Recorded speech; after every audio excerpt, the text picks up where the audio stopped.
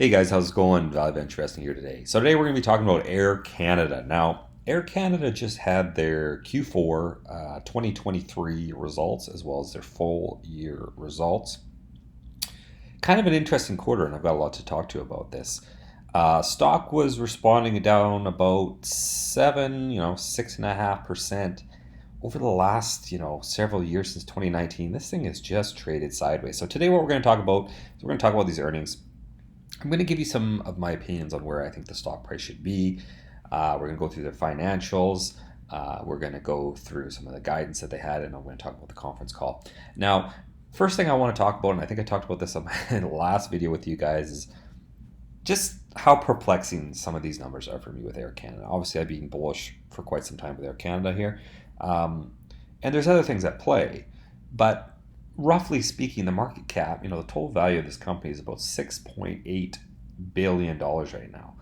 They have cash on hand of about $8.5 billion, which essentially means they could buy it themselves and still have billions of dollars left in cash.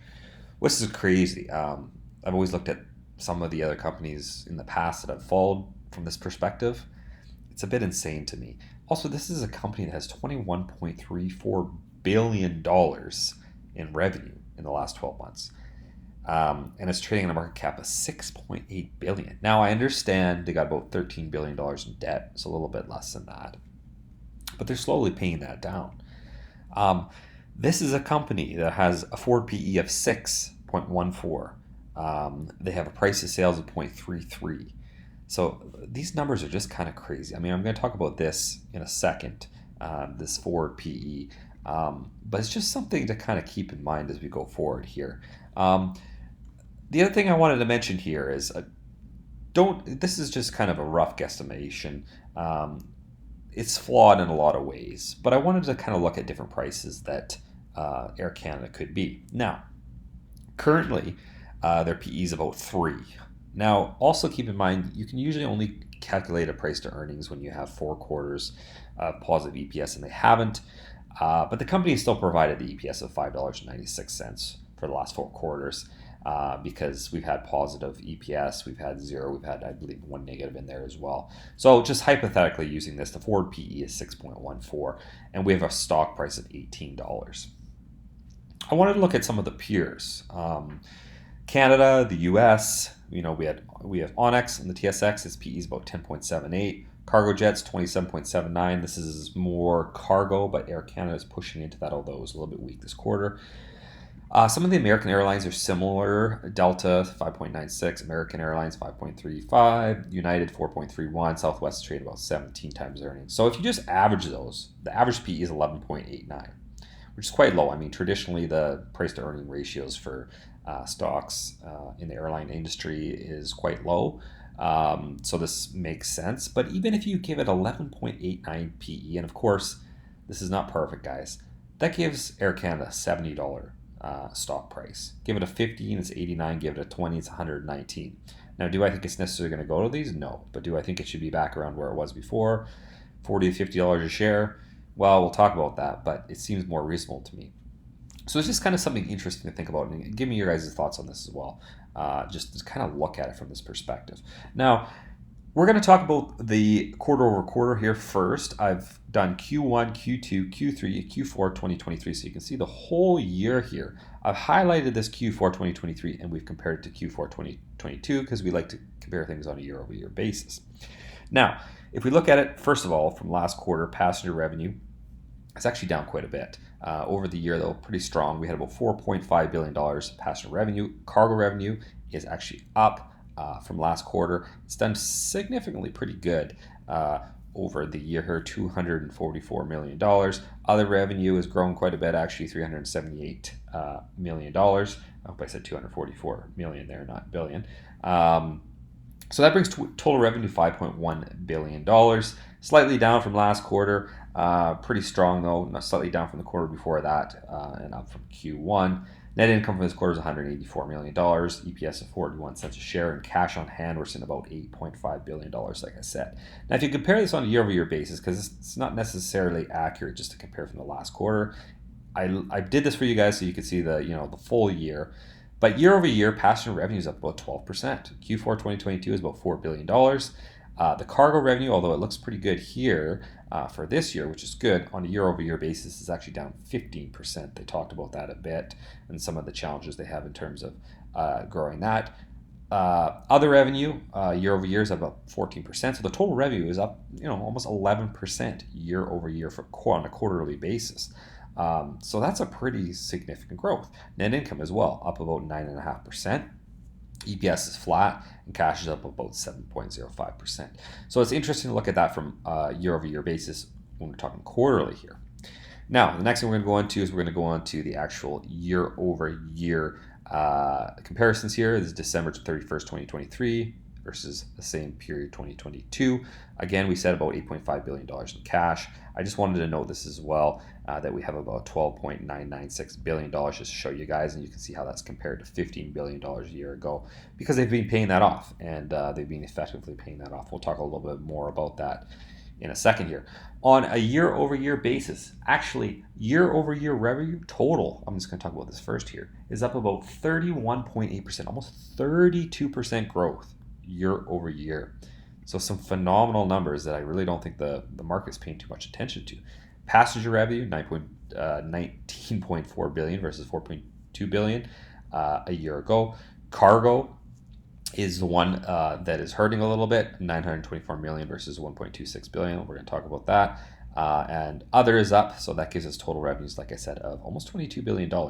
And this is record yearly revenue for this company, as far as I'm aware.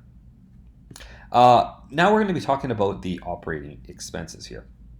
So operating expenses, this is something that was talked about quite a bit. Aircraft fuel is up slightly year over year, but you got to keep in mind that they actually, they have so much more capacity that they put in place this year in terms of flights.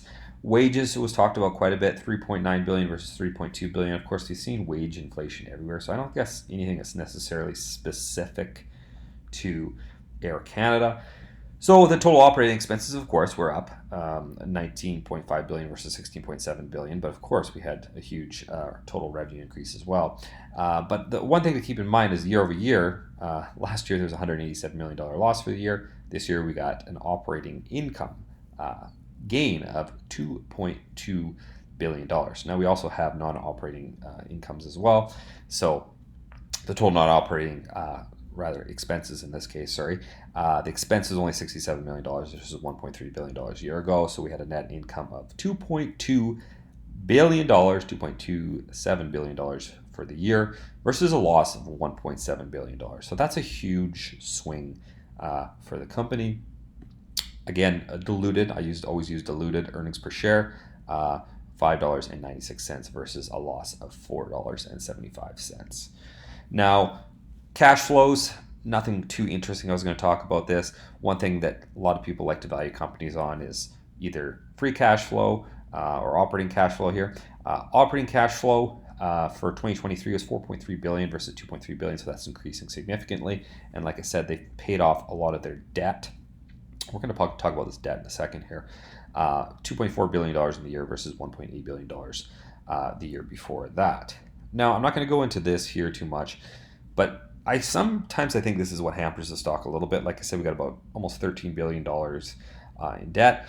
We have some maturities that are 25 to 2030, 27, 26 to 2030, 27, 25.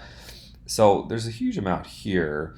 So sometimes I wonder, people are worried that they might not be able to pay these off because we have, long-term debt on their aircraft, 2024 to 2031, $1.3 billion. But a lot of this isn't specified. Of course, they could always refinance some of this, and there's quite a bit of talk about that as well, refinancing some of this debt. But the way they're going, they got about $8.5 billion in debt right now. I think they're more than sufficient, and maybe people are a little bit overblown in this case. Anyway, so I thought I wanted to just put this up here for you guys so you could see a breakdown in case you didn't find this in their financials.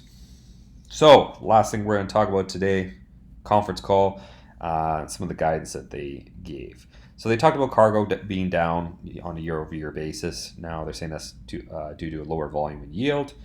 There was also another question about when they're going to be exceeding 2019 2019 capacity levels. Keep in mind, 2019, this stock was $50 a share. I realize there's other things that come into effect here, but they said near the end of this year they will be exceeding that.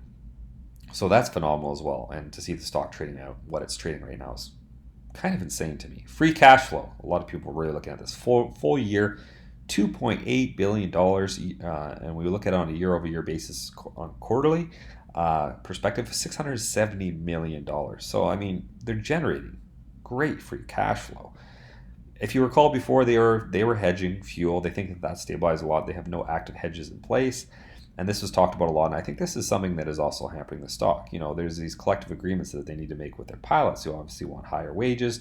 We talked about wage inflation before. But they've put their best estimates into their guidance. So that's something to keep in mind. I think they've got a pretty good idea what the agreement will eventually be. And they've put this into their guidance. And their guidance isn't, their guidance isn't horrible. We're going to get into that in a second here. But another one that's a little bit of an oddball is, of course, the new consumer rules with respect to delays and things like that. They're going to assess this as it evolves, so it's not necessarily built into their guidance. There's been a lot of bad press from that lately, so I think that's another thing that's maybe hampering the stock a little bit. So in terms of the guidance here, so the Q1 of this year that we're in right now, they expect 10% increase in capacity. So they're still growing. And this is where I'll say, the company's year-over-year revenue grew, over 31% last year. Just this quarter alone, 10%. They expect to increase the capacity 6 to 8% year-over-year. Now, I realize it doesn't translate all to the bottom line. It all depends on the cost structure, and they're saying that there's going to be some higher costs this year in respect to different things, right?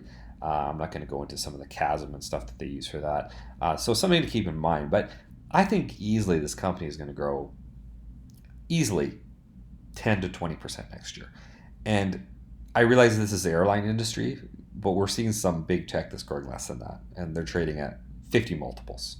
To go back to this, I do not expect that whatsoever. I understand it's not going to happen. But to say, could we get a 10 multiple out of this stock? Could we get a 7 and 8? I think that this should. I don't understand why this is not trading at, closer, somewhere up here, $40 a share.